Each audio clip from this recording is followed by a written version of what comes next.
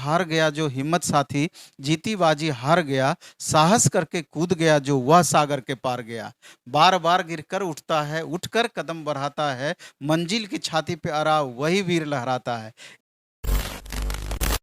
नमस्कार, प्रणाम। आप देख रहे हैं पब्लिक प्रोल पॉइंट्स और फिलहाल अभी हमारे साथ अब द प्लेटफॉर्म के डायरेक्टर सर हमारे साथ है। पहले सर स्वागत है आपका हमारे चैनल पे। धन्यवाद आपका। और लगातार हम आपको नवीन सर के द्वारा रेलवे को लेकर के भी और भी अलग अलग अपडेट्स आपको देते रहते हैं। फिलहाल अभी हम इनसे बिहार एसएससी को लेकर के इनसे सवाल करने आए, तो क्योंकि अभी नवंबर में उसका एग्जाम होने वाला है और लगभग 2100 प्लस इस पे इसका वैकेंसी निकला था और 9 लाख प्लस इसका फॉर्म भी डलाया था। तो अभी पहले सर से हम पूछना चाहेंगे कि अभी नवंबर में एग्जाम होने वाले, इतना कम समय है छात्र और छात्राओं के लिए, तो उनको किस तरह से तैयारी करनी चाहिए? सबसे पहले तो इस बात को समझना है कि लगभग 8 साल के बाद ये वैकेंसी आई है और बिहार एसएससी का बिहार इतना अच्छा पोस्ट इसमें है कि इसको मिनी आईएएस भी कहा जाता है। आप इसी से अंदाज़ा लगा सकते हैं कि कितना प्रेस्टिजियस पोस्ट है और अट्रैक्शन कितना ज़्यादा इस पोस्ट के प्रति होगा।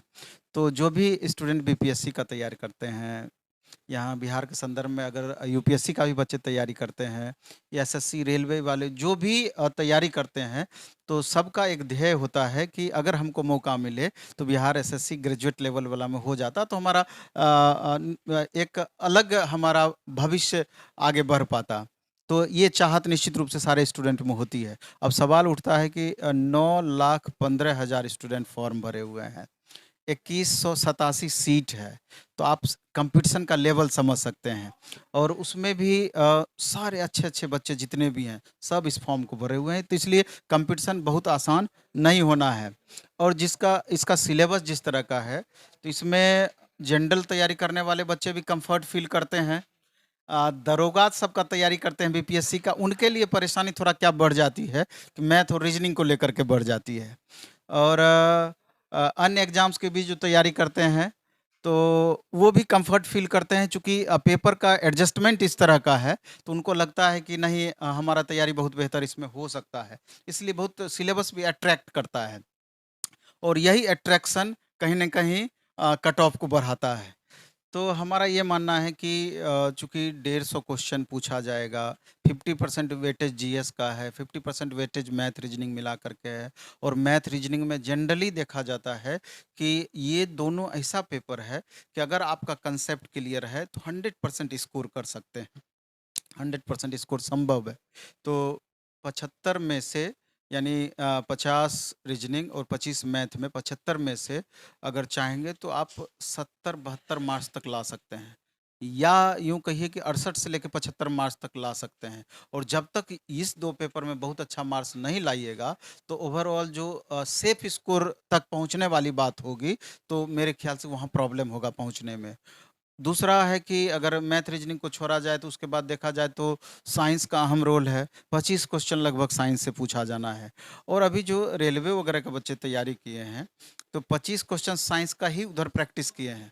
जो बिहार दरोगा का तैयारी किए हैं या कर रहे हैं, तो उनको भी 25 क्वेश्चन साइंस से पूछता है। बीपीएससी का जो तैयारी करते हैं, लगभग 25 क्वेश्चन वहाँ भी साइंस से रहता है। तो साइंस के लिए तो सारे बच्चे एफर्ट पहले से लगाते आ रहे हैं, इसके लिए नया कुछ नहीं है।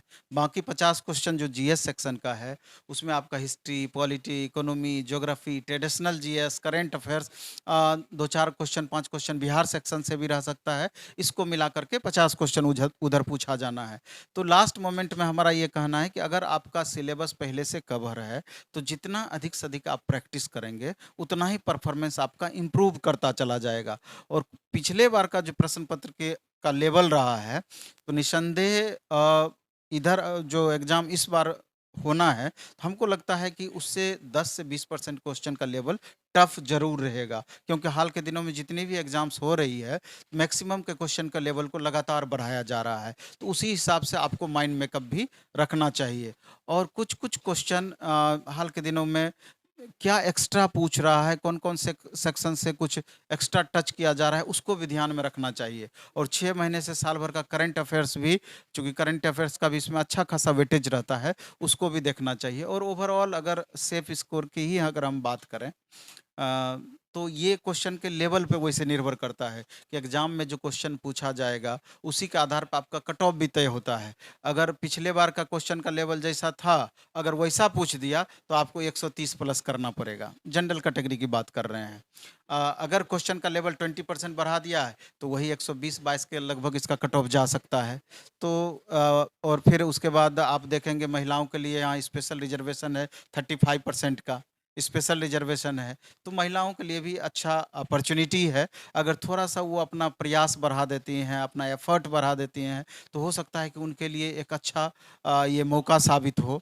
और अभी बिहार एसएससी का चूँकि नवंबर लास्ट में एग्ज़ाम हो जाना है, तो स्टूडेंट को चाहिए कि 1 सेट कम से कम डेली बना जाएँ, खुद से। अच्छा-अच्छा मार्केट में प्रैक्टिस वर्कबुक भी आया हुआ है। अभी प्लेटफ़ॉर्म का ही नया प्रैक्टिस वर्कबुक हम लाए हैं पैटर्न को देखते हुए। तो आप सेट बनाइए और जो क्वेश्चन सबसे बड़ा चीज़ है कि सेट बनाने का ये नियम होना चाहिए कि जो क्वेश्चन आपसे नहीं बनता है, उसका डिस्कशन आप ज़रूर करें। जिससे कि अगले सेट में अगर इस तरह का क्वेश्चन मिलता है, तो वो हमारे स्कोर को प्लस करे। अगर डिस्कशन नहीं करते हैं, सिर्फ़ सेट लगातार बनाते जाते हैं, तो उससे बहुत ज़्यादा आपका फ़ायदा नहीं होना है। दूसरा आपको ये भी करना चाहिए कि जैसे अभी प्लेटफ़ॉर्म में ही सप्ताह में 3 टेस्ट चल रहा है। तो यहाँ आप 12 से 100 से लगभग 1200-1300 बच्चे आ रहे हैं टेस्ट देने के लिए ऑफ़लाइन मोड में। तो जो स्टूडेंट पटना में रहते हैं, अगर संभव है, तो भीड़ में आकर के टेस्ट देने का कोशिश कीजिए। इससे क्या होगा, तुलनात्मक रूप से आप जज कर पाइएगा कि इतने बच्चों के रिस्पेक्ट में हमारा क्या परफ़ॉर्मेंस है। जब यही 1200-1500 बच्चों के बीच बहुत अच्छा परफ़ॉर्मेंस नहीं रहेगा, तो क्या उम्मीद करते हैं कि 9 लाख बच्चे हैं वहाँ पर हमारा रिज़ल्ट हो जाएगा? कतई संभव नहीं है। और जो अगर पटना से बाहर रहते हैं, तो यही सेम चीज़ टेस्ट द प्लेटफ़ॉर्म ऐप पर भी होता है। वहाँ पर भी आप एकदम मिनिमम फ़ी में ₹5 एक टेस्ट का पड़ता है, उसमें डिस्कशन वगैरह सारा कुछ होता है, सॉल्यूशन भी आजकल हम देते हैं। तो वहाँ से भी आप असेसमेंट खुद का कर सकते हैं, कितने बच्चों के बीच हमारा क्या परफ़ॉर्मेंस है। तो ओवरऑल 1 सेट डेली बनाएँ और एग्ज़ाम तक में आप कोशिश करें कि अगर 25 सेट, 30 सेट भी अगर आप बना पाते हैं बेहतर तरीके से, तो क्वेश्चन हमको लगता है कि उससे मैक्सिमम आपका पकड़ में आएगा और एक सम्मानजनक स्कोर तक आप पहुँच पाइएगा। अच्छा सर, एक सवाल और रहेगा कि जिस तरह से बिहार एसएससी विवाद में रहता है, मतलब फॉर्म वैकेंसी कब आती है, वो एग्ज़ाम देने के बाद पेपर आउट हो जाता है, क्वेश्चन आउट हो जाता है, उसके बाद फिर लगातार कहीं न कहीं छात्र निराश हो जाते हैं कि अब हम भरे कि नहीं भरे अगले साल, क्योंकि भरने के बाद तो वही है, पेपर लीक होना है या डिले होगा, 5 साल बाद उसका रिज़ल्ट आएगा। इस पर सर क्या करते हैं कि क्योंकि कुछ लोग इस पे भी बहुत निराश हो जाते हैं। नहीं, नहीं, नहीं, नहीं, नहीं। हाल के दिनों में जो हम देख रहे हैं, इसमें बहुत ज़्यादा बदलाव हुआ है। अगर पिछले 6 महीने, 8 महीने की बात करें, तो इस बीच में जितने भी एग्ज़ाम्स हुए हैं, पारदर्शिता बढ़ी है और हमको आशा है कि गवर्नमेंट भी इस पर ध्यान दे रही है और लूप होल को पहचानने का प्रयास कर रही है कि आखिर दिक्कत कहाँ-कहाँ होती है। तो इसलिए हमको उम्मीद है कि इस तरह की कोई भी बातें देखने को नहीं मिलेगी। समय पर एग्ज़ाम आप देख रहे हैं कि एग्ज़ाम का कैलेंडर जारी कर दिया है। ये बहुत अच्छी बात है कि अभी से लेके जॉइनिंग तक का कैलेंडर जारी कर दिया, इससे और बेहतर क्या हो सकता है।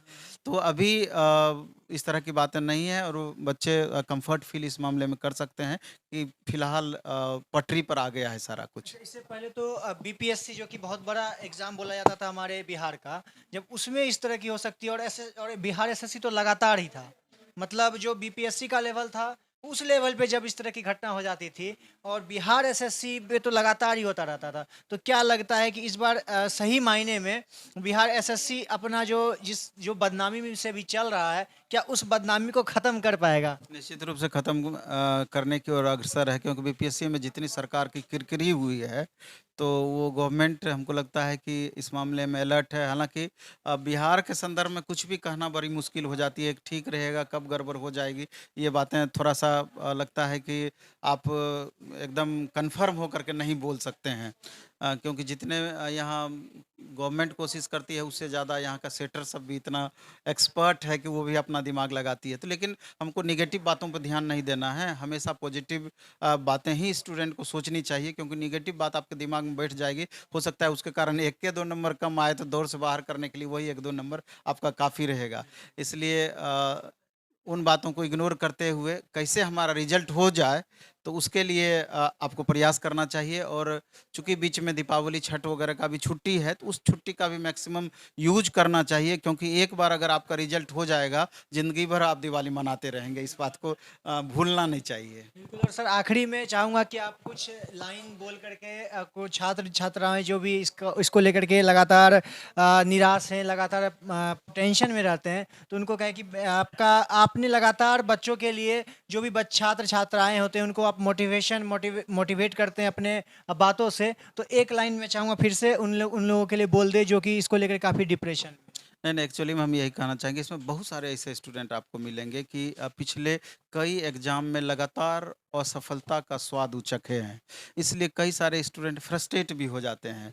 तो हम उन स्टूडेंट को कहना चाहेंगे कि असफलता से घबराना नहीं है, बल्कि पिछली बार जिस कारण से आप असफल हुए हैं, उसको थोड़ा-सा चिन्हित करने की ज़रूरत है, पहचानने की ज़रूरत है, उसको सुधार करने की ज़रूरत है। अगर आप कर पाते हैं, निसंदेह आप सफल होंगे ही होंगे।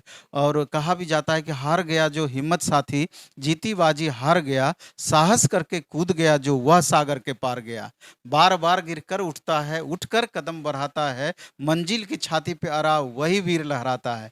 इसलिए जो भी पिछली बार का आपको खट्टा-मीठा अनुभव रहा है, उससे आपको उसको और बेहतर करते हुए लगातार रिज़ल्ट की तरफ आपको बढ़नी चाहिए। बिल्कुल, आप देख रहे थे अभी हमारे साथ नवीन सर बता रहे थे कि एसएससी को लेकर के जो भी बिहार एसएससी को लेकर के जो भी तैयारी है किस तरह से करे, सेफ स्कोर के भी बारे में बताया। और जो लोग इसको लेकर के निराश हैं, हताश हैं कि लगातार हमारा प्रयास एग्ज़ाम दे करके हम सफल नहीं हो पा रहे हैं, उनको भी इन्होंने कहीं ना कहीं एक अच्छा मोटिवेट दिया है। कहीं आप लोग भी इस वीडियो को ज़रूर देखें और जहाँ तक हो सके आपके जो साथी हैं जो इसको लेकर के लगातार चिंतित रहते हैं उनको ये वीडियो ज़रूर शेयर करें। फिलहाल अभी चाहूँगा इजाज़त, तो इस तरह की और भी अपडेट्स आपको देता रहूँगा। आप देख रहे पब्लिक प्रोल पॉइंट्स, अभी चाहूँगा इजाज़त, तब तक के लिए जय हिंद।